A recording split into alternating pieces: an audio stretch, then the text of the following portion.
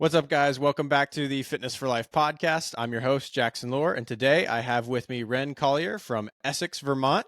Ren has been training for about 13 years, and he and I share the current status of newborn father.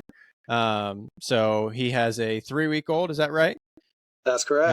And then my little man is almost 11, no, almost 12 weeks old now.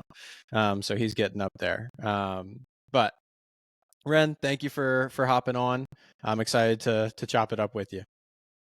Yeah, excited too. I didn't realize you had a baby yourself there. Congrats to you. Thank you. I appreciate it. Thank you. Yeah, it's a great time. Ren, typically how I like to start these things is just to, kind of give our audience just an idea of, what your journey into fitness has looked like. Obviously you've been working in the field for a while now. How did you initially get started? What brought you to where you're at now? Well, I may have gotten started in probably the most stereotypical way. I mean, I was playing, after about 8 years of playing soccer, I switched and tried out football, despite weighing about 120 pounds soaking wet at the time. I was a sophomore in high school and found the weight room through there. And, between the football and weight room, it was a huge, huge boost for me from a confidence standpoint, being a, small kid, and bullied a fair amount and whatnot. It was a really good positive thing for me. And I just thought to myself one day, I wonder if I could teach people how to do this for a living, because I love this. And at the time I was trying to figure out what am I going to do with my life? What am I going to go to? I know I want to go to college, but what do I want to go for? And it just kind of developed from there. I'd never heard of a personal trainer before, and I was like I think a junior or senior in high school, and I'd never heard of it. So it's certainly in the last, 15, 20 years now has really exploded and is becoming more and more of a legitimate, we'll say, career path. It can be really challenging, especially in a small state like Vermont that I live in. There's, few opportunities to really do this for a living. So I feel very fortunate to do something I'm so passionate about, because I feel like if I was doing anything else, life would probably look a lot different. Yeah, absolutely. I think, going back to your mention of, it sounds like you and I have very similar stories where finding the weight room kind of in high school, after definitely experiencing some, I wouldn't say I experienced some bullying, so that's a little bit different. I definitely experienced comments that were, I took to heart, of like, "Oh, you're a stick, you're a skinny kid," like,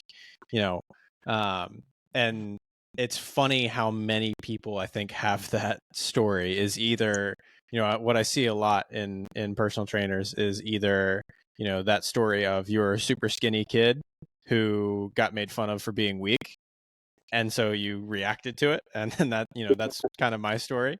And then you have people on the other side who were maybe overweight as a kid, who, or overweight when they were younger and into high school and maybe a little bit beyond that, and who had their own like transformational journey of losing weight, getting fit, and doing that. And I think it's interesting to see just how many people in the industry have experienced that.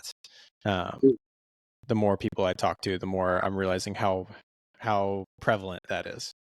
Interesting. Yeah, I haven't heard that myself, but yeah, I mean, it's not super surprising. I've definitely heard some stories like that, and I think it really speaks to the transformative aspect of this. If you're able to really commit and be consistent in the gym and learn learn how your body works and how to do things properly in a way where you actually see results, the benefits go beyond the physical. And so having experienced it myself and like some of those other coaches as well, you really appreciate that. And I think you're able to uniquely help people that maybe were in the same situation or a similar situation as yourself. Yeah, absolutely. Um, yeah, I definitely think it's very valuable to have, at least some aspect of transformation within yourself when you're helping others, because recognizing that empathy of like, oh, I remember what it felt like not to be where I want to be. And I remember what it felt like, you know, to, one of the things, I'll give another example of this. Like one of the things that I had recently, back in May of last year, I severed some tendons in this hand. And so had to go from ground zero with grip strength. Like I couldn't even bend the finger at one point. And so it's like, okay, I have zero grip strength. I have to start from ground zero. And it was just in the past, handful of weeks, so almost going on 11 months of retraining and rehabbing and, getting to the point where I can lift what I want to again. So, even something as small as a tendon in a finger, going through that process, and with the people that I help, people who are coming back from injury, sometimes surgery, sometimes, chronic pain, like that's been really valuable for me to understand, like how frustrating it can be when something just does not move the way you want it to.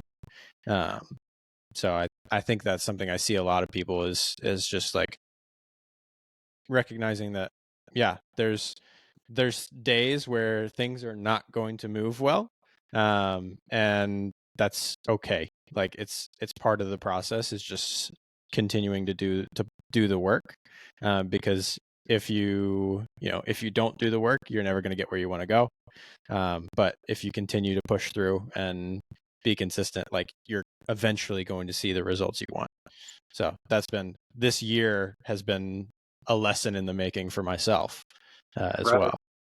Yeah, there you go. That's a great example. And I mean, having had some minor injuries here and there, it can be really frustrating, especially if you're somebody that's used to being active, used to Yeah. pushing yourself. I've been active my whole life. I've loved playing sports growing up. I got into martial arts when I was in college, competed in some amateur kickboxing matches, played team sports a bunch, and then been, lifting and doing all sorts of forms of exercise, Spartan races, powerlifting. And Nice. so anytime I have even something small that holds me back, it's really can be a challenge.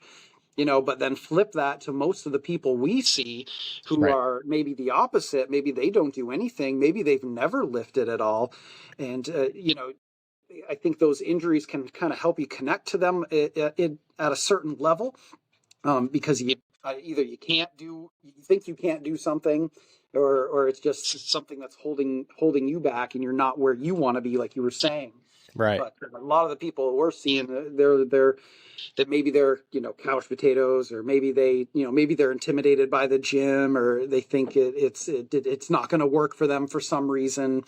Right. I had somebody just come in and try out one of my group programs yesterday. And, she's very tentative. She's very nervous because she has osteoporosis. She got diagnosed with it from a fairly young age in her life. And she's very skeptical about weightlifting and the benefits it can have on Yeah. helping to build some of that bone density back up, bone density, bone quality, as well as muscle mass and things of that nature too, that are so beneficial for people as they age. So, I think, a lot of those, a lot of people, there's just still a lot of nerves around doing exercise in general, but I think especially weight training. I think we're starting to see a lot of people, we're starting to see a lot of people kind of come around and want to try it, because I think there's Yeah. more evidence out there. It's becoming a little more mainstream for people to lift weights. It's always been, I guess, for lack of a better term, like socially acceptable for men to lift weights and lift heavy weights at that. Right. But now we're starting to see more women come in and train with barbells, or, Yeah. lift heavy weights, and seniors as well, which, kind of going, I'm getting ahead of you a little bit, but it's having seniors lift weights, and not, and going beyond sitting in a chair or walking around or doing some laps in a pool, but like loading their bodies to rebuild that muscle, alleviate some pain, and build some confidence back up in your body so that you can use it again. Yeah, no, you hit on a lot of great points there, right? So, what you're knocking on the door with there is that, both you and I train primarily people who are in their 50s or older, people who really like the focus that we want to see with our clients is, muscle mass, is strength, is maybe even power, right? The ability to produce a lot of force quickly is a life extending ability. And you talk about someone with chronic pain, someone with osteoporosis. We what you're breaking down is Wolff's law, right? The idea that the forces that we place upon the body is then going to respond in kind. And given the right building blocks, protein, we can dive into all that. But if you put the right things in the body, and your weight training accordingly, your bones are going to get stronger, not weaker. And they're not going to, there's certainly some messaging out there that has been particularly targeted towards women that, hey, you have to be very careful what you do, and your body, it could break under the pressure of a barbell or that sort. No, like what we see, you and I see on a daily basis, is the stronger, the more weight we're able to carefully, slowly, like progress people up, the stronger they get, the more they're able to be without pain, the more they're able to move in the way they want to, the better they're able to sleep, the better their health is, all of these different things that we see come through. And so, you gave a great example. You had somebody who's a little uneasy coming in, just getting an idea of what it is you guys do there. When you have somebody come in like that, what are some things that you would say to that person, just to kind of educate them on why you're doing what you're doing, and really kind of giving an outline of like, hey, this is the goal in the long term, is like, hey, if I'm doing X, Y, and Z, these are the outcomes that I want for you. Yeah, I mean, I try to educate people, but I think the most powerful thing is to really to show them. And so, I told her, like a lot of the evidence is saying, weight training is the best thing you can do. It's not just good. It's like the best thing you can do. Loading the bones as well as the muscles and the connective tissues that hold our joints together. All of it responds to lifting, and it changes you. And it's crazy how far we've come, because they used to say back in like the 70s, 80s that weightlifting wasn't good for athletes because it'd make them too bulky, right? But that we can take a deep dive into that. But essentially, it's much different to train for strength than it is to train for building muscle, like say a professional bodybuilder would. It is different. There's crossover. There's absolutely crossover, but it is a different modality. And so I've been, like, we talked about at the beginning, I've been doing this for 13 years now. I've had everybody, young, old, male, female, I mean, it doesn't matter. Athletic background, zero athletic background, injured, healthy, sick, healthy. I've had all of it. And I've yet to have somebody that didn't respond in a positive way to it. And as long as you're loading the weights that you're using, as long as you're using the appropriate weights, and you're progressing gradually at a rate you're able to do safely, you're gonna be just fine. You're gonna respond positively. It doesn't matter your age, your body still responds the same way. And it's just kind of inevitable. So we're starting to see it. We're starting to see like how it's changing with the narrative with women lifting, with seniors lifting, and I'm excited about it. There's still, there's still those age old things out there like, don't lift, it's going to make you look like a man, or don't lift heavy weights because it's going to injure you. But heavy is relative, Yeah. heavy is a relative thing. Everybody's heavy weights are going to look a bit different. I had a guy, former football player, start with me a couple years ago, and the first time he maxed his deadlift out, he matched my all-time PR, like over 400 pounds. I mean, but then I got people that start off, they need to start off with like 50 pounds, whatever the case is. But again, everybody can make progress. You just put the work in and push the envelope a little bit at a time, and inevitably you improve. Yeah. And then I think, one of the things that I think it'd be useful to hear, for those who are not actively working with a coach, right, is, how do you improve? So I'm gonna kind of give my example of like, hey, if you're working by yourself, this is a good, just kind of a rule of thumb for progression. But I'd love to hear kind of yours as well.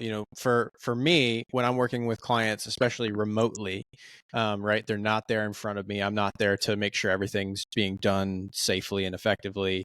Obviously they have my guidance, but the rule of thumb I use is, okay, you get really comfortable with an exercise, you're capable of doing, let's say, for example, it's an exercise we've been doing 5 sets of 5, and you get to the point where that fourth and fifth set are not causing any degree of difficulty, or it feels much easier than it once was. That's probably a good indication. If you do that 2 sessions or 2 weeks in a row, whatever it is, that wasn't a fluke. It wasn't just a really good day. That's the new normal for you. So then you're feeling good. Take it, whatever the next notch is up for you, take it up a notch. If you want to do that in reps, go ahead, add a couple of extra reps. If you want to do that in, hey, I'm going to do one more set, cool, go ahead. That's one way to do it. And then another way to do it, which I prefer this way, I'm just being a strength guy. Hey, can we add a little bit more weight or a little bit more intensity? All those are ways that we can progress safely and effectively. The key is not doing them all at once. I think that's where people can get carried away a little bit and go too far too fast. Those are kind of the thing, just some simple things, right? Probably the go-tos that I use as my rule of thumb is, hey, can you repeat it 2 weeks? Does it feel the same back-to-back weeks or back-to-back sessions, whatever it is? If so, you're probably ready to go up. So yeah, I like that. It gives you a little time to make sure, I guess, it wasn't like a fluke, I guess, or like just a really good day. Allows you to good day is a better way to say it. Yeah, let's use that one. Sorry. But I think that's great, because then it gives you a chance to kind of solidify, like, okay, this is, it's time for me to go up. And there's so many different ways you can change things up, and I think that's where you can get into a bit of trouble, because people try to jump from one program to the other, and you're never really making progress because you're always kind of restarting. You're not giving your body a chance to adapt and develop with that. So, I think using the basics, the simpler the better. I think especially for beginners. So as you get more advanced, you need to do different things to stimulate your body to grow. It gets a lot harder, but anyway, adding weight like in a linear progression, say, adding 5 pounds to the bar every time, or 2.5 pounds to the bar, or doing something like step loading, which I love, because it gives you time with the same weight. You do the same weight for a prolonged period of time, and then you make a big jump up in that weight.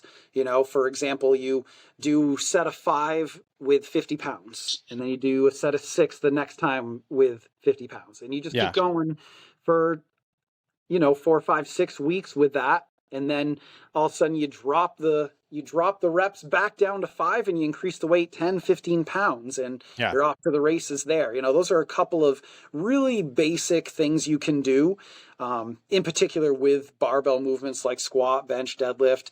It doesn't work quite as well with something like a curl or something. Sure. Yeah.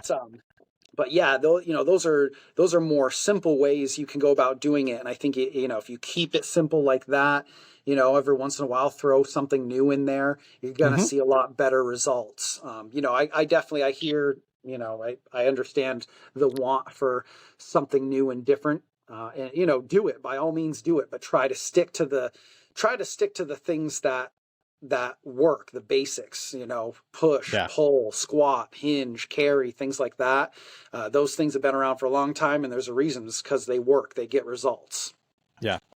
Yeah. I think that's one of the things that people can often be too quick to abandon the basics in lieu of, something that looks unique or looks, I call it looks shiny. If it looks shiny, it's probably just, the 5% that, is maybe something that someone does once every few weeks, or it's only a very small portion of someone's program that you're seeing, or even it's something that's recorded just for social media purposes, right? Right. I know a lot of the things that I've seen on that have gotten some backlash on social media are just some people who really know what they're doing messing around. And so that's what you do have to be careful of what you end up seeing, because yeah, it's sensational and the basics work, and that's one of the things. The more I can get someone, the more people can buy into that fact, is just doing the basics with consistency, with intentionality, and with just really immense focus over time, and like you said, keep that progression going in one way or another. Yeah, a lot of good things happen in a lot of ways. So Right. Yeah, it's like my childhood martial arts instructor said, practice doesn't make perfect. Perfect practice makes perfect, right? yeah, it's great. So like you said about intentionality, which I think is something that is really glossed over, especially with a lot of casual lifters or Yes. newbies. Like, you know, you haven't mastered an exercise, because if the best people in the world, the highest level competitors in the world, haven't mastered it, then there's no way that you have. Yeah. And I'm not saying people have to become competitors to be successful or get the results they want, but I'm just saying there's probably more you could be doing in terms of how you lift weights or how you run, or Yeah. your technique. Most of the time, if somebody's got some sort of issue, it's their technique. There's something wrong with that, or Right. recovery or something. But I think 9 out of 10 times you're probably using too much weight that your body's just not ready for yet. Yeah. But yeah, I think that's a key aspect of training that people don't talk about enough. Mm-hmm. Yeah, I think it's one of those things where most people don't recognize the need for continued work on the basics. Everybody, kind of going back to what I just said, like everybody wants something new, and and in reality, most of us, including those of us who teach it, most of us need to practice the basics with regularity in order to be really, really refined at it. And I'm experiencing that. Right now I'm volunteering with a local high school team, local high school soccer team, just kind of helping a friend out, and getting to keep my foot in the sports performance world a little bit, as I'm training people who are in their 50s and up.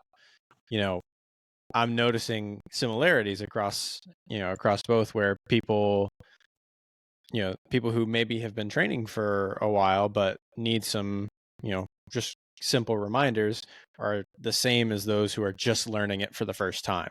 There's a lot of things that I'm saying to these different groups of people that are pretty much identical. And so it's interesting to see that carryover and the need for just constant reminder of, Right. hey, let's do the basics well, so that we can progress well, right? And ultimately, so that our health benefits in the long run for it. And I really, I'm going back to something you said that I think is really valuable to repeat, right? Is the, you mentioned what we're seeing in the research more and more when it comes to strength training, or it comes to exercise and how to extend your life and your quality of life, is strength training, right? That is the thing that, above all else, if you do nothing else, that's the thing that's going to have the biggest, impact on your quality of life, your health long term. And so that's always something that I am, going to be preaching. And I'm seeing that in real time. You are too. I know that. But it's something that's worth repeating. And I think I'll use the example. I have a client right now who, when she came to me, she's been training with me for almost 2 years now. When she came to me, she needed walking sticks just to walk on concrete, on flat ground, and multiple surgeries and all, a laundry list of things that she could have kind of given up on herself as a result. But her daughter had a good experience with me. She came to me.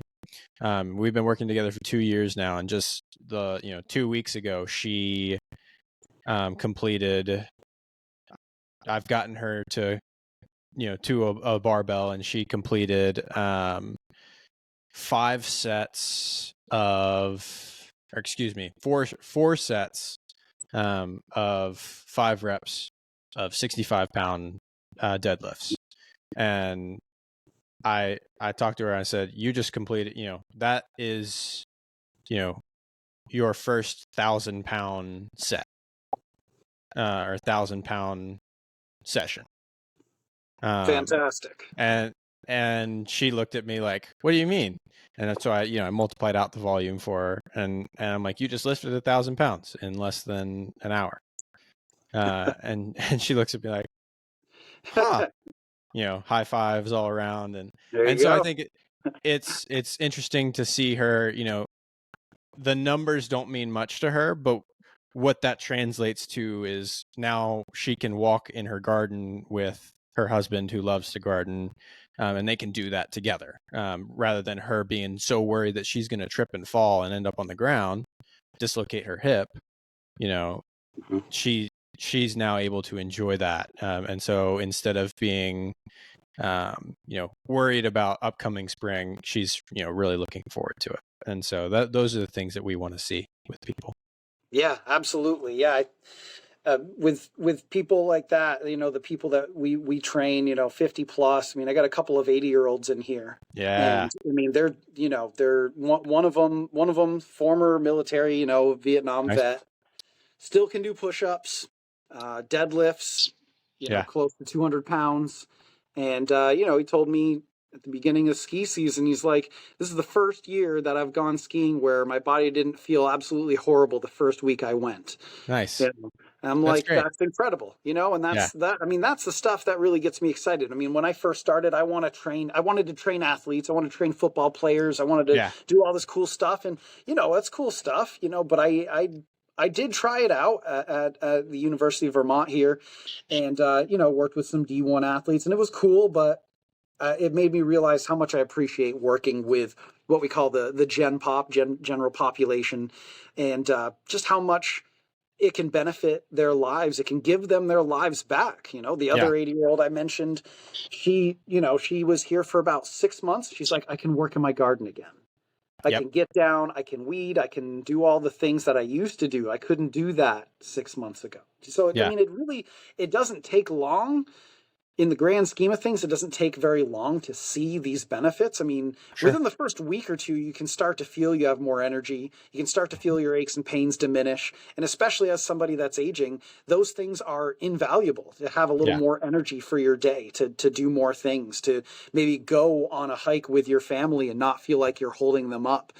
Yeah. You know, that's those little things that we take for granted are so valuable to people that whose bodies are maybe deteriorating a bit. We can really start to reverse some of that aging process.